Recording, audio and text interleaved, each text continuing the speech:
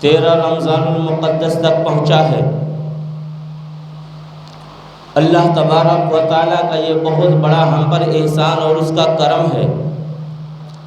اللہ رب العزت کی اتنی مہربانیاں ہیں، اس کی کرم نوازی ہے کہ ہم اور آپ جیسے مومن مسلمان کو یہ رمضان المقدس کے مہینے میں ہمیں آپ کو مہلت دیا ہے، وقت دیا ہے کہ ہم اور آپ جیسے 2 سال تک رمضان کے مہینے کا بھرپور فیض و احترام نہیں لے پائے، اس سے مالا مال نہیں ہو پائے، اللہ تبارک و تعالیٰ کی نعمتوں سے ہم محروم رہ گئے، مگر اللہ نے اس سال ہمیں اور آپ کو رمضان المقدس کے مہینے کے فیض و برکات حاصل کرنے کی وقت دیا،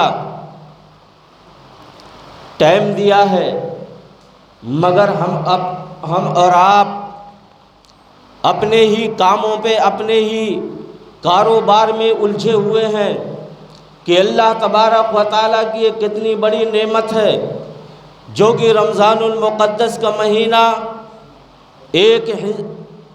3 حصے میں ایک حصہ تو نکل گیا، رحمت کا عشرہ نکل گیا، مغفرت کا عشرہ چل رہا ہے، مگر ہم اور آپ اتنے نادان ہیں، اتنے سست ہیں، اتنے کاہل ہیں کہ رمضان کے فیض و برکات کو ہم نے کچھ نہیں سمجھا، رمضان کے مہینے کو کچھ نہیں سمجھا۔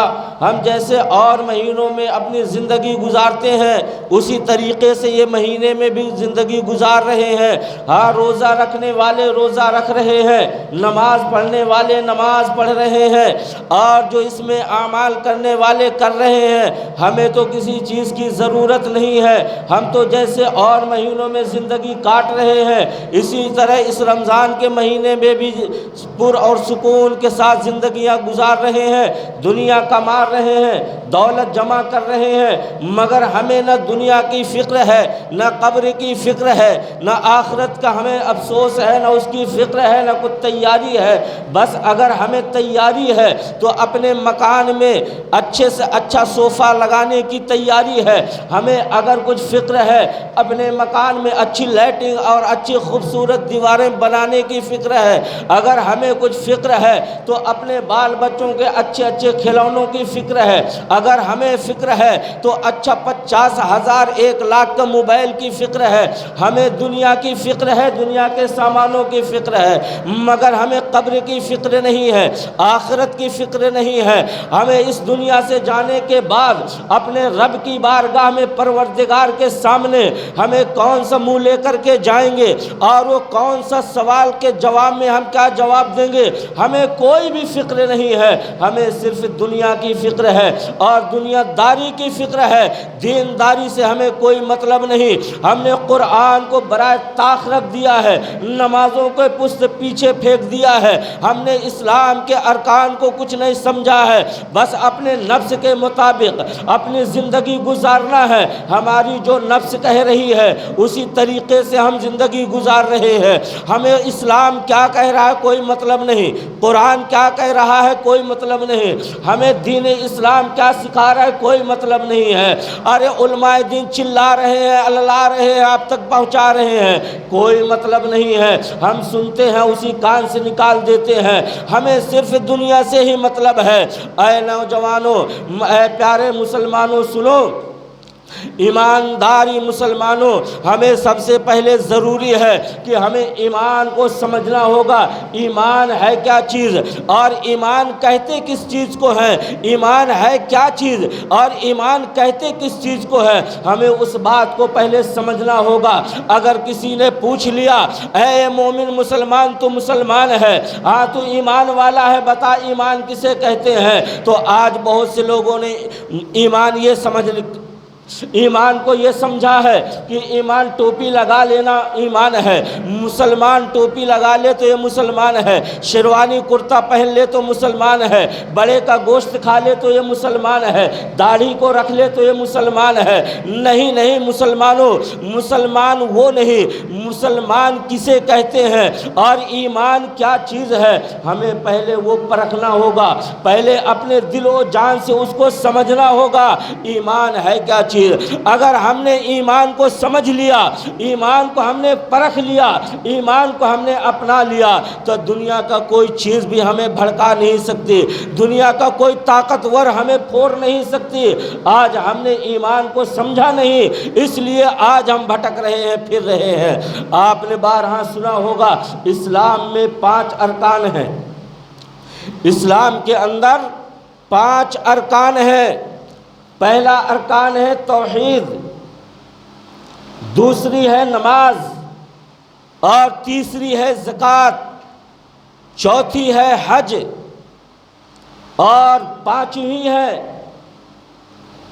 قیامت آنے کا یقین، یا اللہ کی بہت سی ایسی چیزیں ہیں ان پر ایمان لانا۔ ہم نے توحید کو کیا سمجھا؟ ہر ایک مسلمان کا بچہ جانتا ہے اللہ ایک ہے۔ ایمان کا دار و مدار توحید ہے، اور اسلام کا ارکان میں سب سے پہلے توحید ہے۔ اگر توحید ہے تو نماز ہے، توحید ہے تو زکوٰۃ ہے، توحید ہے تو حج ہے، توحید ہے تو وہ مسلمان ہے۔ توحید اگر نہیں ہے تو یہ ساری چیزیں بیکار ہیں۔ سب سے پہلے توحید، اور توحید کا معنی ہے لم یلد ولم یولد۔ ہم قل هو اللہ پڑھتے ہیں، قل هو اللہ احد اللہ الصمد لم یلد ولم یولد۔ اللہ تبارک و تعالیٰ کی مقدس پاک کتاب اور پاک کلام میں، قرآن پاک میں، چھوٹی سی سورہ اخلاق میں اللہ تبارک و تعالیٰ نے اپنی وحدانیت کا اعلان کیا کہ میں کیسا واحد ہوں۔ اب اس واحد لا شریک کو ہمیں ماننا کیسے ہے کہ اللہ ایک ہے، اللہ ایک ہے، واحد ہے، لا شریک ہے، نہ وہ کسی سے پیدا ہوا، نہ اس سے کوئی پیدا ہوا، نہ اس کے بیوی بچے ہیں، نہ وہ کسی کا بیوی بچہ ہے، وہ واحد لا شریک ہے، اور ہمیشہ سے ہے اور ہمیشہ رہے گا۔ اب اللہ کی اور بھی صفتوں پر ایمان لانا۔ اللہ ہر شے پر قادر ہے، یہ اللہ کی صفت ہے اور کسی کی صفت نہیں۔ ہر شے پہ قادر ہونا اللہ کی صفت ہے، اللہ ہی ساری شے پر قادر ہے، ہر مخلوق پر اللہ قادر ہے، اس کے سوا کوئی قادر نہیں ہے۔ اللہ تبارک و تعالیٰ کی صفت، اللہ کے سوا کسی کی عبادت نہیں کی جا سکتی۔ اگر عبادت کریں گے تو صرف اللہ کی، اللہ ہی عبادت کے لائق ہے، اللہ کے سوا کوئی عبادت کے لائق نہیں۔ اللہ کی صفت ہر عیب سے پاک اللہ کی ذات ہے، اور ہر مخلوق میں کوئی نہ کوئی عیب ہے، مگر اللہ ہر عیب سے پاک ہے۔ یہ چیزیں بھی اللہ کی صفت ہیں۔ اللہ کی وحدانیت میں اس صفتوں کو بھی ماننا، یہ ہے وحدانیت، وحدانیت کو اقرار کرنا۔ آپ نے وحدانیت کو قبول کیا، اللہ کے پیارے رسول صلی اللہ تعالیٰ علیہ وسلم پر ایمان لائے کہ یہ حضرت محمد صلی اللہ تعالیٰ علیہ وسلم اللہ کے سچے رسول ہیں، اللہ کے سچے رسول ہیں اور آخری نبی ہیں، خاتم النبیین ہیں۔ ان کے بعد کوئی نبی نہیں آئے گا اس دنیا میں، یہ آخری نبی ہیں۔ اب آپ کے اوپر نماز فرض ہوتی ہے۔ اللہ تبارک و تعالیٰ نے قرآن مقدس میں 82 بار فرمایا ہے نماز ادا کرو، نماز قائم کرو، اور 82 بار نماز کے بعد فوراً حکم دیا زکوٰۃ ادا کرو، اقیموا الصلاۃ وآتوا الزکوٰۃ وارکعوا مع الراکعین، نماز قائم کرو، زکوٰۃ ادا کرو اور رکوع کرو رکوع کرنے والوں کے ساتھ۔ سمجھ میں آئی بات؟ نماز پڑھنا اللہ کا حکم ہے، مومن پہ فرض ہے، اور نماز کے بعد فوراً زکوٰۃ بھی فرض ہے۔ اللہ کا حکم ہے، قرآن کا اعلان ہے، اللہ کا یہ فرمان ہے، اے صاحب مال جو استطاعت رکھتا ہے، مالدار ہے، وہ زکوٰۃ ادا کرے، نماز بھی قائم کرو، نماز کے بعد زکوٰۃ بھی دو۔ اب صرف نماز پڑھنے سے کام چلنے والا نہیں، اگر ہم نماز پڑھتے رہے، زکوٰۃ ادا نہ کیا تو نقصان ہے، اگر ہم زکوٰۃ دیتے رہے، نماز نہ پڑھے تو بھی نقصان ہے۔ ہمیں نماز بھی پڑھنا ہے، زکوٰۃ بھی دینا ہے، تب جا کے ہمارا کام بننے والا ہے۔ اور ہم نے پیسہ لٹایا، نماز کو غائب کہہ رہے، نماز غائب ہے، پیسہ لٹا رہے ہیں، فائدہ دینے والا نہیں ہے۔ نماز پڑھ رہے ہیں، خدا کے حکم کو مان نہیں رہے، اللہ کہہ رہا ہے کہ میرے دیے ہوئے مال سے میری راہ میں کچھ خرچ کرو، زکوٰۃ ادا کرو، ہم زکوٰۃ نہیں دے رہے، یہ اللہ کے حکم کی پامال کر رہے ہیں۔ ہم اللہ کا حکم نہیں مان رہے، نماز پڑھے جا رہے ہیں، دھڑا دھڑ نماز پڑھ رہے ہیں، زکوٰۃ نہیں دے رہے۔ اگر زکوٰۃ دھڑا دھڑ دیں گے تو یہاں جان نکلے گی فٹافٹ۔ انسان دولت سے اتنا جی لگا بیٹھا ہے، اتنی محبت کر بیٹھا کہ پیسہ جب نکالنے کی، زکوٰۃ نکالنے کی بات آتی ہے تو اس کا کلیجہ منہ کو آتا ہے۔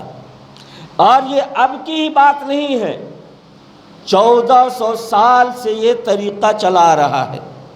کچھ ایسے بھی مسلمان اللہ کے پیارے رسول صلی اللہ علیہ وسلم کے زمانے میں بھی تھے کہ جب انہیں زکوٰۃ کا حکم دیا جاتا تو وہ منہ پھیر لیتے، شریعت سے، حکم الہی سے پھر کے چلے جاتے تھے۔ یہ 1400 سال سے نہیں بلکہ اور اس سے پہلے کے بھی لوگ زکوٰۃ دینے سے بہت کتراتے تھے۔ آج وہی ہمارا حال ہے۔ اللہ رب العزت نے کروڑ روپیہ دیا ہے، کروڑوں دیا ہے، کروڑ پتی بنایا، اب وہ کروڑوں میں لاکھوں زکوٰۃ نکلتی ہے تو کلیجہ منہ کو آتا ہے کہ اتنی لاکھ زکوٰۃ نکل رہی ہے، اور یہ پیچھے نہیں دیکھتا کہ اللہ نے مجھے کروڑوں دیا ہے تو لاکھوں نکالنے میں کیا جاتا ہے۔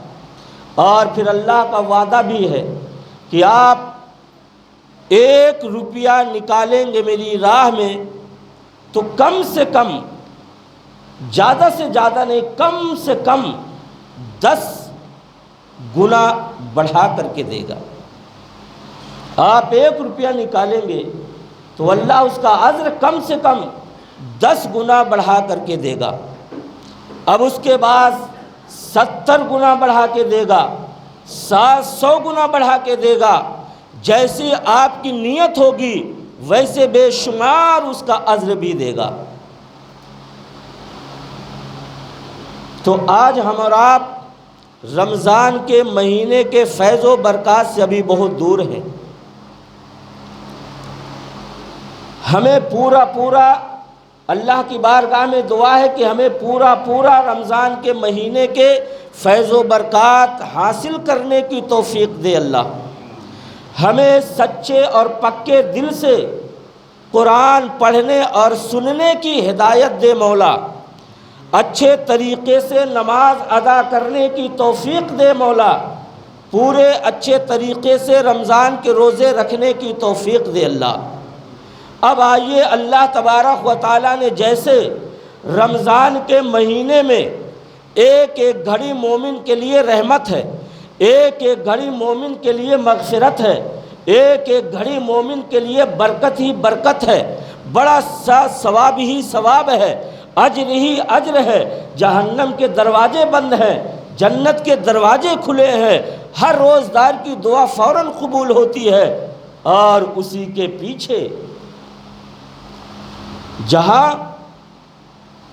زیادہ آرام ہوگا اس کے پیچھے نقصان بھی ہوگا، یا تو پہلے زیادہ پریشانی اور تکلیف ہوگی، اس کے بعد آرام ہوگا۔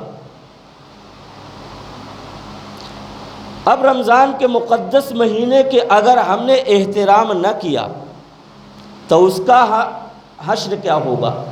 ہم نے رمضان کے روزے نہ رکھے، اس کا بدلہ کیا ملے گا؟ ہم نے نماز نہ پڑھی، اس کا ہمیں اللہ عذاب کیا دے گا؟ اللہ کا حکم جو زکوٰۃ کا ہے، ہم نے زکوٰۃ ادا نہ کیا تو اس کا ہمیں کیا سزا ملے گی؟ صرف میٹھا میٹھا کھانے سے نہیں چلتا، کچھ کڑوا بھی چکھنا پڑتا ہے۔ جیسے اللہ نے مومن مسلمان کے لیے رمضان کا مہینہ مغفرت کا مہینہ، بخشش کا مہینہ، رحمت کا مہینہ، اور جتنا جی چاہے اتنی اپنی مغفرت کرا لے، بخشوا لے، اللہ سے دعائیں کرا لے، قبولیت کا شرف حاصل کر لے، اللہ کا قرب حاصل کر لے۔ مگر اس کے بعد جس نے رمضان کا احترام نہ کیا، جس نے روزے نہ رکھے، جس نے زکوٰۃ ادا نہ کی، اللہ تعالیٰ قرآن میں بار بار کہتا ہے زکوٰۃ ادا کرو، زکوٰۃ ادا کرو۔ پیارے آقا صلی اللہ تعالیٰ علیہ وآلہ وسلم ارشاد فرماتے ہیں، یہ قرآن کا تذکرہ ہے، قرآن میں آیا ہوا ہے، حضرت موسیٰ علیہ السلام کے زمانے میں، اور انہی کا ہی رشتہ دار، انہی کا قریبی موسیٰ علیہ السلام کے ایک شخص تھا جس کا نام تھا قارون۔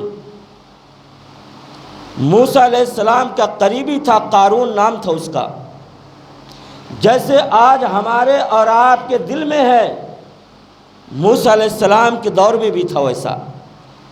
آج ہم دعا کرتے اللہ کروڑ پتی بنا دے، کرتے ہیں کہ نہیں کرتے؟ کرتے ہیں نا؟ خواہش رکھتے اللہ کروڑ پتی بنا دے، لاکھ پتی بنا دے، اللہ ہمیں اتنی جائیداد کا مالک بنا دے، ہمارے باجو بالا کتنا کما رہا ہے، ہمارے باجو بالے کے ہاتھ میں 1 لاکھ کا سل ہے، ہمارے پڑوس والے کے 4 مکان ہیں، اس کی جورو پاؤ کے جی تو سونا پہنتی ہے، اللہ ہمیں بھی دولت مند بنا دے۔ دعا کرتے ہیں نا، اور کراتے بھی ہیں۔ مگر اللہ جب یہ دولت دے دیتا ہے، آپ کی دعا قبول ہو جاتی ہے، آپ کے پاس سونا بھی آ جاتا ہے، چاندی بھی آ جاتی ہے، کپڑے بھی آ جاتے ہیں، مکانات بھی آتے ہیں، پیسے بھی آتے ہیں، جائیداد بھی آتی ہے، اور جب اللہ کا حکم آتا ہے کہ میرے دی ہوئی مال میں سے میری راہ میں زکوٰۃ نکال، تب وہ حساب لگاتا ہے، اتنا سونا ہے، اتنی جائیداد ہے، اتنا پیسہ ہے اور اتنا خزانہ ہے، اگر اس کی میں زکوٰۃ نکالوں گا تو 50 لاکھ روپے نکلے گا، اور وہیں سے ڈھول مول کرنے لگتا ہے۔ اور جب تک کنگال رہے گا، دوسرے کو دیکھے گا فلاں آدمی زکوٰۃ بانٹ رہا ہے، فلاں آدمی زکوٰۃ دے رہا ہے، دل میں تمنا آئے گی کہ کاش میں بھی اگر پیسے والا ہوتا میں بھی زکوٰۃ بانٹتا، اللہ مجھے دولت مند بنا دے، میں غریبوں کا خیال کروں گا، یتیموں کو کھانا کھلاؤں گا، میں اللہ مدرسے بنا کر کے دوں گا، مسجدوں کو تعمیر کروں گا، غریب کھانا بنواؤں گا، اور بہت میں خدمت کروں گا، تیری راہ میں خرچ کروں گا۔ مگر جب اللہ وہ دولت دے دیتا ہے تو 1 روپیہ بھی اللہ کی راہ میں خرچ کرنے کے لیے تیار نہیں ہوتا۔ اللہ دل کے حال کو جانتا ہے، وہی حال ہمارا اور آپ کا ہے۔ حضرت موسیٰ علیہ السلام کے دور میں قارون نام کا ایک شخص تھا، اللہ تبارک و تعالیٰ نے اسے بے شمار دولت عطا فرمائی، بے شمار دولت۔ اس وقت اس جگہ میں، اس دور میں، اس زمانے میں سب سے پیسے والا تھا قارون۔ اس کے خزانے کی چابیاں کھچروں پہ لد کر کے جاتی تھی اور آتی تھی۔ چابی، کفل نہیں، خالی چابی کھچروں پہ لد کر جانور میں، کئی جانور میں لد کے جاتی تھی اور کئی کھچروں میں لد کر کے آتی تھی۔ اب اندازہ لگائیے کہ کتنے روم ہوں گے، کتنے خزانے، محل ہوں گے جن میں بھرا ہو۔ پھر تجوریاں کتنی ہوں گی، تجوریوں میں مال کتنا ہوگا، بے حساب مال تھا، بہت مال ہوا۔ اب اللہ کا حکم آیا، اے موسیٰ کلیم اللہ، امیروں سے زکوٰۃ وصولو، پیسے والوں سے زکوٰۃ لو۔ موسیٰ علیہ السلام نے اعلان کیا، آدمی قارون کے پاس بھی بھیجے۔ قارون نے کہا اچھا میں فرصت میں اس کا حساب کروں گا، پھر سوچ کر کے بتاؤں گا۔ یہ آج ہمارا اور آپ کا بھی حال ہے۔ آپ کے پاس کوئی جاتا ہے، ہمارے صدر صاحب بار بار آپ سے کہتے ہیں مسجد کی تعمیر کے لیے، مسجد کے اخراجات کے لیے، مسجد کی بھلائی اور نمازیوں کی سہولت کے لیے کچھ پیسہ دیجئے۔ تو آپ لوگ جب اللہ رسول کی راہ میں پیسہ خرچ کرنے کی بات آتی ہے تو آپ کا سر نیچے ہو جاتا ہے۔ یہ آپ غیرت مند مسلمان ہیں، آپ کو یہ سوچنا چاہیے کہ اپنی ذات کے لیے نہیں، رسول پاک کے لیے، اپنے لیے نہیں، خدائے پاک کے لیے، اپنے مکان کے لیے نہیں، اللہ کے مکان کے لیے یہ مانگ رہا ہے۔ اسے ہم دل کھول کر کے جو جس سے ہو سکتا ہے وہ مدد کرے، مگر فوراً وہ دل میں ارادہ آ جائے۔ اگر وہ دیر میں ارادہ آتا ہے تو شیطان بیچ میں خلل ڈال دیتا ہے۔ اگر آپ کو مسجد میں ارادہ آئے گا، میں صدر صاحب نے اعلان کیا 1000 روپے دے دوں گا مگر ابھی نہیں، میں سوچ کر کے دوں گا، تو آپ کے دل کا ارادہ بدل جائے گا۔ شیطان وہاں آپ کو بدلا دے گا، کہے گا کہ پیسہ خرچ کرنے سے کیا ملے گا، تیری دولت کم ہو جائے گی، یہی پیسہ تیرے کسی اور کام میں آ جائے گا۔ وہاں شیطان وسوسہ ڈال کر کے آپ کے ارادے کو بدلا دیتا ہے۔ تو میری یہ خواہش اور گزارش ہے کہ جب آپ کے دل میں مسجد میں ارادہ آتا ہے، فوراً آپ اپنا نام لکھا دیں کہ ہم مسجد کے لیے یا کسی کام کے لیے یہ پیسہ دینے کے لیے تیار ہیں۔ دوستو، جب قارون کے پاس قاصد جاتا ہے کہ اللہ کا حکم آیا زکوٰۃ نکالو، قارون نے کہا ٹھیک ہے، مجھے مہلت چاہیے، میں سوچوں گا اور سوچنے کے بعد اس کو میں بتاؤں گا۔ یہ جب سوچنے کا وقت لیا، شیطان نے وسوسہ ڈالا، شیطان نے دل میں قبضہ کیا اور اس کے دل میں ایک خواہش کو ابھارا۔ جب اپنے مال کا اس نے حساب کیا تو کئی کروڑ روپے، اب ہم اپنی زبان میں کہتے ہیں کئی کروڑوں روپے، اس زمانے میں کون سا پیسہ چلتا تھا، کیا چلتا تھا وہ اللہ بہتر جانے، مگر اب کروڑوں کے حساب میں اس کی زکوٰۃ آئی۔ اس نے کہا اتنا سارا پیسہ، یہ تو ٹیکس ہے، ٹیکس، اور ٹیکس دینا کسی کو بھی منظور نہیں رہتا، کوئی دل سے ٹیکس نہیں باندھتا۔ کہا یہ تو ٹیکس ہے، اتنا ساری دولت میں نہیں دے سکتا۔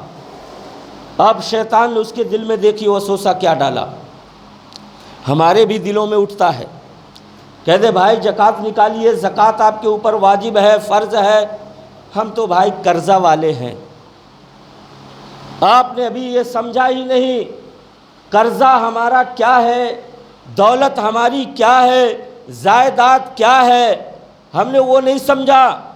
پیچھے ہمارے بینک بیلنس ہے، پیچھے ہمارے جگہ ہیں، پیچھے ہمارے مکان ہیں، پیچھے کروڑوں کی سمپتی ہے، اور سامنے سے 50,000 قرضہ لے لیا تو پیچھے کو نہیں دیکھیں گے، سامنے 50,000 قرضہ ہے، وہ آپ کا قرضہ نہیں ہے، یہ قرضہ آپ کا 50,000 نہیں ہے، آپ تو جان بوجھ کر کے قرضے میں ڈوبے ہوئے، آپ کے اوپر زکوٰۃ ہے، میں بتاؤں گا بھی۔ قارون نے ایک گندا پلان بنایا، کہا اتنی ساری دولت میں کیسے دے دوں۔ ایک فاحشہ عورت کو، بدکار عورت کو بلایا اور کہا میں تجھے منہ مانگی دولت دوں گا، ایک کام میرا کر دے۔ اس نے کہا کیا کام کرنا ہے؟ کہا موسیٰ علیہ السلام پر زنا کا الزام لگا دے، زنا کا الزام لگا دے موسیٰ علیہ السلام پر، اللہ کے پیغمبر پر۔ عورت تھرا گئی، وقت کا پیغمبر اور وہ بھی جلالی پیغمبر، عورت تو تھرا گئی، اس کا ضمیر گواہی نہ دیا، مگر قارون نے دولت کی لالچ دی، دولت میں وہ عورت پھسل گئی اور الزام لگانے کے لیے تیار ہو گئی۔ کہا کل موسیٰ علیہ السلام کا دربار لگے گا اور زکوٰۃ کے بارے میں اس کا مسئلہ سمجھائیں گے، اسی دوران میں تجھے اشارہ کروں گا تو کھڑی ہو جانا۔ موسیٰ علیہ السلام کا دربار لگا، سارے لوگ وہاں جمع ہیں اور موسیٰ علیہ السلام وہاں پر زکوٰۃ کے مسئلے سمجھا رہے ہیں۔ قارون اتنے بیچ میں کھڑا ہو جاتا ہے اور کہتا ہے حضور میں ایک مسئلہ پوچھنا چاہتا ہوں۔ کہا کیا مسئلہ ہے پوچھئے۔ تو قارون نے کہا حضرت میں یہ مسئلہ پوچھنا چاہتا ہوں کہ اگر کوئی شادی شدہ زنا کر لے اس کی سزا کیا ہے؟ اگر کوئی بغیر شادی شدہ زنا کر لے تو اس کی سزا کیا ہے؟ موسیٰ علیہ السلام نے کہا شادی شدہ اگر زنا کر لے تو اس کو سنگسار کر کے اسے مار دیا جائے، ہلاک کر دیا جائے۔ بغیر شادی شدہ ہے، کوڑوں سے اسے مارا جائے گا۔ تو قارون نے کہا کیا یہ عام آدمی کے لیے ہے کہ یہ آپ کے لیے بھی ہے؟ موسیٰ علیہ السلام نے کہا یہ خدا کا حکم ہے، خدا کا حکم ہے، یہ سب کے لیے ہے، بڑا ہو چھوٹا ہو ہر ایک کے لیے قانون ہے، اللہ کا قانون۔ عورت کھڑی ہو گئی، قارون نے اشارہ کیا، عورت کھڑی ہوئی، کہا عورت بول دے۔ موسیٰ علیہ السلام نے کہا وجہ کیا ہے؟ قارون نے کہا یہ عورت کہہ رہی کہ موسیٰ علیہ السلام نے میرے ساتھ زنا کیا ہے۔ پیغمبری جلال، موسیٰ علیہ السلام کا جلال اٹھا، اور موسیٰ علیہ السلام بڑے جلالی تھے۔ جب وہ جلال میں آتے تھے تو ان کے سر سے، عمامے کے اوپر سے شعلے پھوٹنے لگتے تھے، جیسے آگ کے شعلے پھوٹتے ہیں، اتنے جلالی تھے کہ عمامہ کے اوپر سے شعلے پھوٹتے تھے۔ بدن میں جو بال ہیں یہ بال کھڑے ہو کر کپڑوں کے باہر آ جاتے تھے، اتنے جلالی جلال میں آئے۔ عورت کانپنے لگی اور کہا حضور اس شخص نے مجھے دولت کی لالچ دی ہے اور دولت کی لالچ دے کر کے مجھے کہا کہ تم پر تہمت لگائے۔ اللہ تبارک و تعالی کی بارگاہ میں موسیٰ علیہ السلام نے ہاتھ اٹھایا، کہا پروردگار عالم تیرے معصوم پیغمبر پر اس نے یہ الزام لگایا ہے، قارون نے، اس کی سزا کیا ہے؟ تو اللہ نے وحی الہی کے بھیجا، کہا موسیٰ یہ تیرا مجرم ہے اور اس کے اوپر سزا مقرر کرنا بھی تیرا کام ہے۔ موسیٰ علیہ السلام نے کہا زمین پھٹ جا اور قارون کو دھسا لے۔ قارون دھسنے لگا۔ یہ کس وجہ سے ہو رہا ہے؟ زکوٰۃ نہ ادا کرنے کی وجہ سے۔ زکوٰۃ اس نے نہیں دی، اللہ کا حکم نہیں مانا، تو آج اس کا الزام یہ ہوا کہ اس انجام تک پہنچا، زمین پھٹی اور قارون دھسنے لگا۔ جب کمر تک دھس گیا پھر بھی کہتا ہے موسیٰ یہ اچھا طریقہ نکالا ہے کہ مجھے زمین میں دھسا کر میرے مال پر قبضہ کرنا چاہتا ہے۔ موسیٰ علیہ السلام نے کہا اے مال، اے زمین، اس کے سارے خزانوں کو بھی اس کے سر میں رکھ کر دھسا لے۔ فرشتوں نے مال جمع کیا، اس کے سر کے اوپر رکھا اور زمین کا حکم دیا اور دھسا رہی۔ صرف اس وجہ سے کہ اس نے زکوٰۃ ادا نہیں کی۔ تو ہم اور آپ کے پیارے آقا صلی اللہ تعالی وسلم نے فرمایا کہ وہ قارون ابھی بھی دھس رہا ہے، قیامت تک زمین میں دھستا رہے گا اپنے مال اور خزانے کے ساتھ۔ اب ہماری اور آپ کی باری آئی، یہ تو پہلے زمانے کی امت تھی۔ اللہ کے پیارے رسول صلی اللہ تعالی وسلم فرماتے ہیں جس نے مال جمع کیا، اللہ نے مال دیا، مال وہ صاحب مال ہو گیا، زکوٰۃ اس پہ فرض ہو گئی اور اس نے زکوٰۃ نہ نکالا، جمع کے رکھتا رہا، ہلے بہانے کرتا رہا، قیامت کا میدان ہوگا، اس کا مال ہوگا اور ایک اندھا شکل میں اژدہا ہوگا جو گنجا ہوگا، اس کے آنکھ میں کالے 2 نقطے ہوں گے اور تمہاری گردن میں ہار بن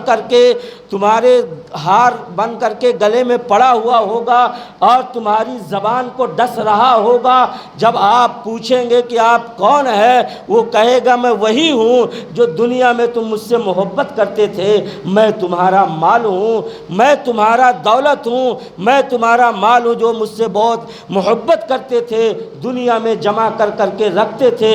یہ وہی مال ہے جو آج قیامت کے میدان میں سانپ بن کر کے ہمارے گلے میں ڈالا جائے گا۔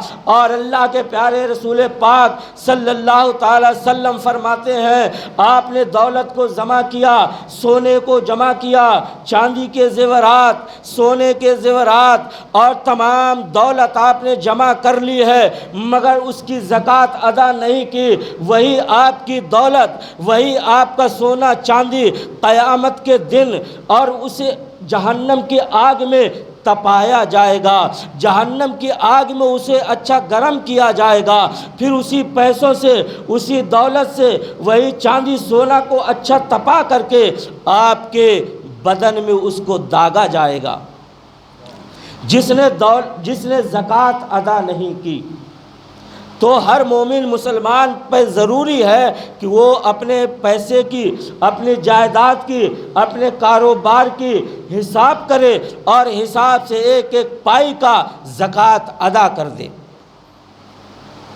اور جو آپ کو زکوٰۃ کا مسئلہ سمجھ میں نہیں آتا ہے، وہ آ کر کے بیٹھ کر کے سکون کے ساتھ مسئلے پوچھ لے۔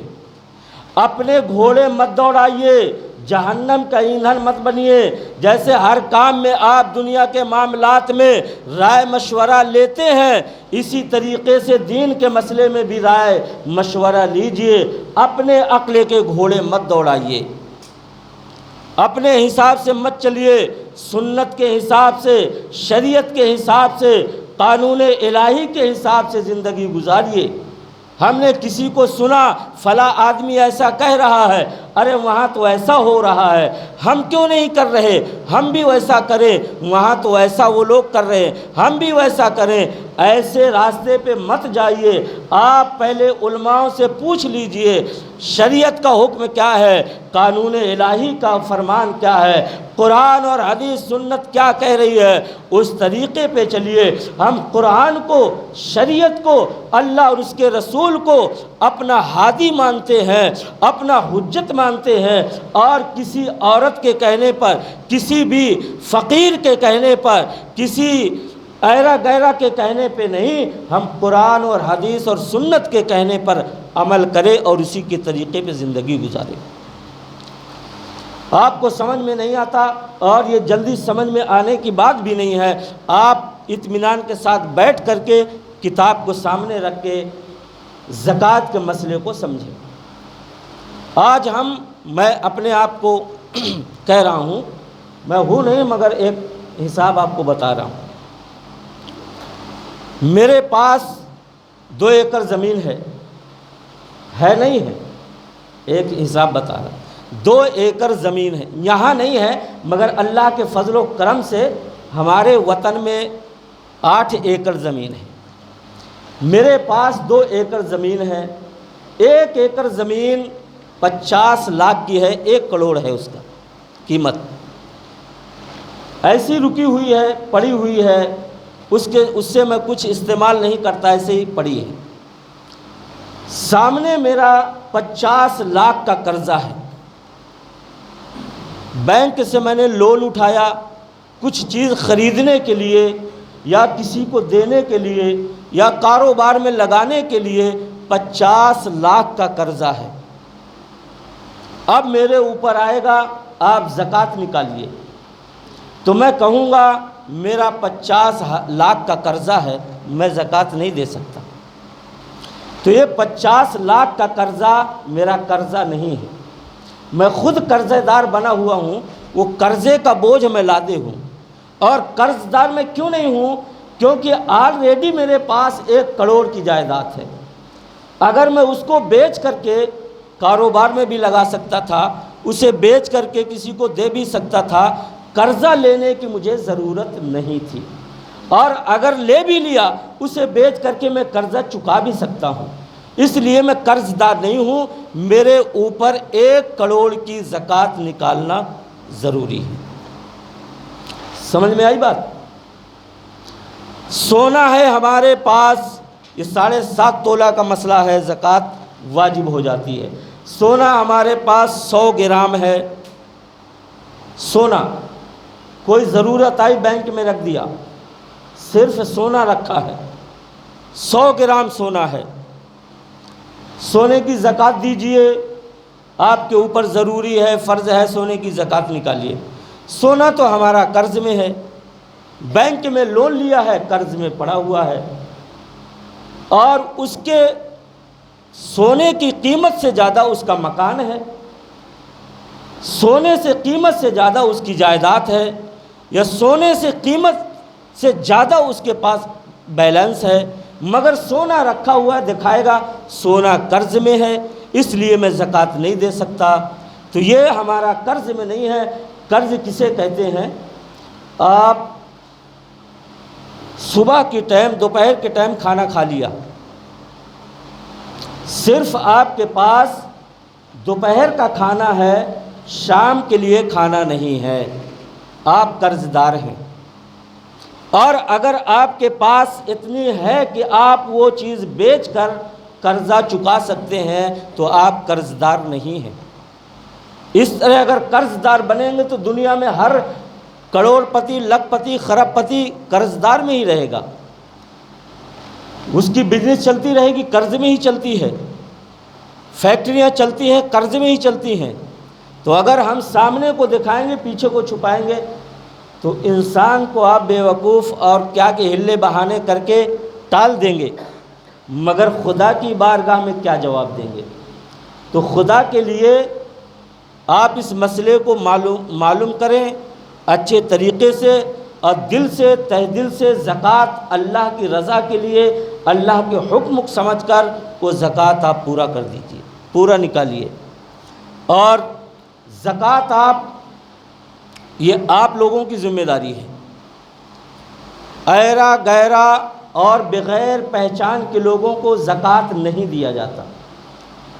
آپ جس کو جی چاہتے ہیں پیسہ نکال کے دے دیتے ہیں، اب وہ زکوٰۃ کا مستحق ہے یا نہیں ہے، یہ ہمارا پیسہ زکوٰۃ کے لینے کے قابل ہے یا نہیں ہے، ہم یہ ساری چیزیں نہیں دیکھتے، پیسہ نکالا اور دے دیا، ہماری زکوٰۃ ادا نہیں ہوتی ہے۔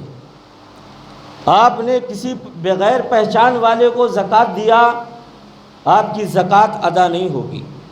اسی لیے اسلام کہتا ہے زکوٰۃ جس میں ڈبل ثواب ہے، سب سے پہلے آپ اپنے رشتہ داروں کو دو۔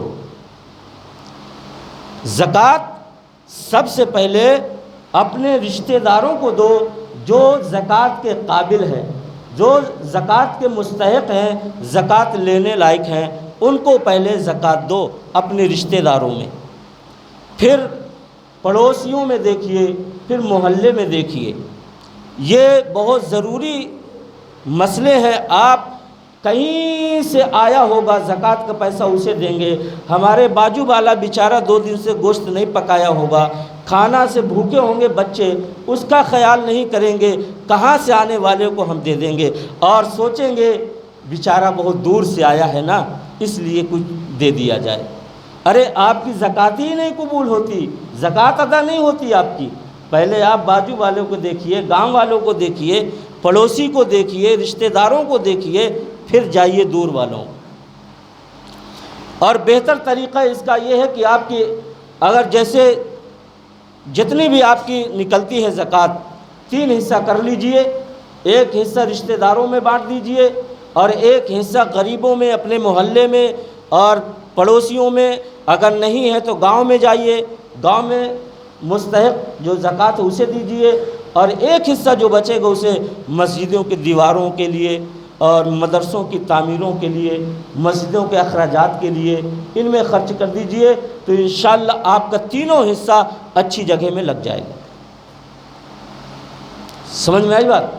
اور آپ اپنا حساب کر کر کے زکوٰۃ ادا کر دیجیے، کسی ایرا غیرہ کو زکوٰۃ مت دیجیے، ایسے کو زکوٰۃ دیجیے، ڈھونڈ ڈھونڈ کر کے دیجیے۔ ہم سوچتے ہیں کہ ہم نے اللہ کے راہ پہ دے دیا، اب وہ چاہے جیسا کرے، آپ کی زکوٰۃ ادا نہیں ہوتی، آپ جیسے کہ تیسے ویسے ہی رہ جائیں گنہگار۔ اس لیے اس کو جیسے ہر معاملے میں ہم تحقیق کرتے ہیں کہ نہیں، یہ کام کریں گے اس میں فائدہ ہے یا نقصان ہے، کریں گے کہ نہیں، یہ کپڑا لیں گے اس میں فائدہ ہے یا نقصان ہے۔ اسی طرح اسلام کے مسئلوں میں بھی آپ تحقیق کریے اور اس کو جانچ پڑتال کریے کہ اس میں صحیح ہے یا غلط ہے، اس طریقے سے آ کر کے آپ اپنا پیسہ خرچ کریے۔ سمجھ میں آئی بات؟ تو کچھ بولیں گے؟ تو جیسے آپ کو تو سبھی کو معلوم ہے رمضان مقدس کا مہینہ ہے، یہ ہمارے اور آپ کے لیے اتنا اتنا اتنا اللہ کی رحمت اور کرم ہے کہ ابھی جو یہ دور چل رہا ہے، یہ اللہ کی رحمتوں کے سمندر میں ہم لوگ چل رہے ہیں، اللہ کی رحمت کے سمندر میں جا رہے ہیں، مگر وہ کتنا نادان ہوگا جو ابھی بھی اس سمندر کے پانی میں بھیگ نہیں رہا، نہا نہیں رہا ہے۔ اتنا اچھا موقع ہے اللہ کی رحمت، اللہ سے مغفرت، اللہ سے رحمت لینے کا، پھر بھی ہم اگر اس چیز سے محروم رہ گئے تو اس سے بڑا نادان اور کون ہوگا۔ اور دوسری بات یہ ہے کہ ہمیں جو عبادت کرنے کا اللہ نے موقع دیا ہے، وہ عبادت ہم اچھے طریقے سے سنجیدگی کے ساتھ عبادت کریں اور اپنے دل میں اس کے بارے میں سوچ اور فکر کریں، صرف لاپرواہی نہیں، رسم و رواج نہیں، ہم وہ فکر کریں، سوچیں کہ جو ہم عبادت کرتے ہیں یہ کس کی عبادت ہے، کس مالک کی ہے، اور کون ہے عبادت کا حقدار جس کی بارگاہ میں ہماری پیشانیاں جھکتی ہیں، کون سی وہ ذات ہے جس کے سامنے ہم کھڑے ہو رہے ہیں، کون وہ ذات ہے جس کے سامنے پیشانی کو ہم رکھ رہے ہیں، اس کے سامنے ہم کھڑے ہیں، کس کی عبادت کر رہے ہیں۔ اپنے دل میں بھی اس کا خیال پیدا کریں تو ہماری نمازوں میں، ہماری عبادتوں میں خشوع پیدا ہوگی۔ قرآن کہتا ہے وہ ایماندار وہی ہے جب اللہ یاد کیا جائے تو ان کے دل ڈر جائیں، اللہ جب یاد کیا جائے تو ان کے دل ڈر جائیں۔ جب ہم اللہ کی بارگاہ میں کھڑے ہوں تو ہمارا دل کانپ رہا ہو، دل تھرا رہا ہو، دل میں صرف اللہ کی ہی یاد ہو، اللہ کی ہی ساری صفتیں اللہ کی ہوں دل میں۔ اللہ کہہ رہا ہے کہ جب اس کی ان پر آیتیں پڑھی جائیں تو ان کا ایمان تازہ ہو جائے۔ وہی تو مسلمان ہیں کہ دل میں خوف الہی ہو اور جب اللہ کا کلام پڑھا جا رہا ہو تو ایمان تازہ ہو جائے، ایمان ترقی پا جائے۔ آج ہمارا حال یہ ہے، ایک طرف قرآن پڑھا جا رہا ہے، ایک طرف کھجلایا جا رہا ہے، ایک طرف قرآن کی تلاوت ہو رہی ہے، ایک طرف ٹوپی رکھی جا رہی ہے، ایک طرف قرآن پڑھا جا رہا ہے، ایک طرف اٹھ کر کے باہر بھاگتے ہیں، اندر آتے ہیں، کہیں صف میں آگے صف میں، کہیں پیچھے صف میں، کہیں اس کے بازو کہیں اس کے بازو۔ دوستو، صدر صاحب نے ہمارے کل بتایا بھی تھا، یہ نماز ہے، کوئی کھلونا نہیں ہے، یہ اللہ کی پسندیدہ عبادت ہے۔ یہ کوئی کھیل تماشا نہیں، یہ کوئی رسم و رواج نہیں، اللہ کی بارگاہ میں اتنا پسندیدہ عبادت ہے، اللہ کی بارگاہ میں مقبولیت کا شرف ہے، اللہ کی بارگاہ میں یہی نماز ہمیں قبر میں بھی اندھیرے سے بچائے گی، یہی نماز ہمیں جنت میں لے جانے کا ضامن ہے، یہی نماز ہی ہماری دنیا کی پونجی ہے۔ اگر ہم نے اس نماز کو ہی خراب کر لیا تو ہمارے ہاتھ میں اور کیا رہے گا؟ تو خدا کے لیے نماز پڑھیں، بڑے سنجیدگی کے ساتھ سیریس ہونے نماز کو ادا کریں، ادھر ادھر کا خیال نہ آنے دے۔ اللہ نے یہ موقع دیا ہے تو کچھ جتنا موقع دیا اس موقع کو غنیمت جانتے ہوئے کچھ نہ کچھ ایسا سامان آخرت کو تیار کر لیں کہ ہمیں آخرت میں بھی یہ سامان کام آ جائے۔ یہ نماز ہے، نماز جو اللہ تبارک و تعالیٰ نے نماز کا رتبہ اتنا اونچا کر دیا کہ دنیا میں ساری فرض دنیا میں فرض دیے ہیں، مگر نماز کو آسمان میں بلا کر کے نماز کا تحفہ دیا ہے۔ آج ہم نے نماز کو کچھ نہیں سمجھا، نمازی کے آگے سے گزر جا رہے ہیں، کوئی فرق نہیں پڑتا، نماز پڑھ رہا ہے اور باتیں ہماری ایک طرف چل رہی ہیں، کوئی فرق نہیں پڑتا۔ ارے خدا کے لیے دوسروں کو دیکھ کر کے تو سیکھیے، یہ خدا کا گھر ہے، یہ عبادت کی جگہ ہے، اللہ کا ذکر ہونا چاہیے، اللہ کی باتیں ہونی چاہیے، اور نماز پڑھنا چاہیے، دنیا کے اور دھندے کے کاروبار کی باتیں نہیں اور دنیا داری کی باتیں نہیں، بلکہ میں ان نوجوانوں سے بھی گزارش کرتا ہوں کہ آپ آئیے خدا کے لیے، ہمارے لیے نہیں، آپ کے لیے نہیں اور کسی کے لیے نہیں، اللہ کے لیے اور رمضان مقدس کے مہینے کے احترام کے لیے، خدا کے لیے مسجد میں آئیے، اپنے موبائل کو سوئچ آف کر کے آئیے، تاکہ ہمارا دل جو لگے تو یاد الہی میں گم رہے، سیلوں کی طرح موبائل کی طرف ہمارا خیال نہ جائے۔ یہ چند لمحے کے لیے اور ساتھ ہے ہمارا مہمان، اگر یہ ہاتھ سے گیا تو پتہ نہیں اگلے سال کون رہتا ہے کون جاتا ہے۔ ہماری آنکھوں نے دیکھا ہے کہ پچھلے سال رمضان میں کون کون تھے اور لاکھوں کروڑوں آج اس رمضان میں شامل نہیں ہیں، ہمارے آپ کے درمیان نہیں ہیں، دنیا سے چلے گئے، کیسی حالت میں گئے ہیں، رمضان نصیب ان کو نہیں ہوا۔ اب اگلے سال رمضان میں رمضان کسے نصیب ہوتا ہے یہ نہیں ہوتا ہے۔ اللہ کی غنیمت جانتے ہوئے، اللہ کا فیض و کرم سمجھتے ہوئے اور اپنے اوپر مہربانی، اللہ کی مہربانی سمجھتے ہوئے اسی رمضان میں پورا اجر و ثواب لے لیں، اچھے طریقے سے ہم عبادت کر لیں، تاکہ یہی شاید ہمارے لیے نجات کا ذریعہ بن جائے۔ تو خدا کے لیے نماز سنجیدگی کے ساتھ پڑھیے، سکون کے ساتھ پڑھیے اور اپنے آجو باجو والے کو خلل مت ڈالیے، اسے برگلائیے نہ، اس کا ذہن ادھر ادھر نہ جائے، سکون کے ساتھ وہ نماز ادا کر لے۔ اور دوسری بات، جو ہمارے بوڑھے باڑھے ٹوٹے پھوٹے کمر اور کسی کا گھٹنا ٹوٹے اوٹے ہیں، یہ حضرات جو کرسیوں میں بیٹھے ہیں، اللہ تبارک و تعالی ہمیں سوچنے اور سمجھنے کی توفیق دے۔ ٹوٹے پھوٹے نہیں، اچھے خاصے ہیں، یہ کوئی کمر سے جھک نہیں سکتا ہے، کوئی گھٹنے سے جھک نہیں سکتا ہے، تو آپ لوگوں سے گزارش ہے، اللہ کے لیے، اپنے لیے، اپنی فلاح کے لیے آپ حضرات کھڑے رہتے ہیں، 2 گھنٹہ کھڑے رہو گے، گھر میں جھک کر کے پیسہ بھی اٹھاؤ گے، سامان بھی اٹھاؤ گے، ساری چیزیں کر لیتے ہو، مگر مسجد میں جیسے ہی آتے ہیں تو کرسیاں تھتولتے ہیں، کرسیاں پہ پہلے بیٹھنے کی کوشش کرتے ہیں۔ حضرات کرسی کا بھی مسئلہ ہے، کرسی میں کون شخص بیٹھ کے نماز پڑھ سکتا ہے؟ ہر ایک کے لیے کرسی میں نماز پڑھنے کی اجازت نہیں ہے، کرسی میں کون آدمی بیٹھ کے پڑھے گا اس کا بھی مسئلہ ہے، اور کرسی میں بیٹھ کر کے نماز کیسے پڑھنی ہے اس کا بھی طریقہ ہے۔ آپ نے جیسا مرضی آئی ویسے سرکا لیا اور کہہ دیں نماز ہو گئی، ہماری نماز ادا ہو گئی، نماز پڑھ لیا۔ ارے اپنے آپ کو دھوکہ مت دیجیے، اپنے اوپر رحم کیجیے۔ آپ نماز کے لیے وقت دیتے ہیں، گھر سے چل کے مسجد آتے ہیں، آپ نے ٹائم نکالا، وقت نکالا، ساری چیزیں کی، مگر نماز کو برباد کر کے چلے گئے تو فائدہ کیا ہے؟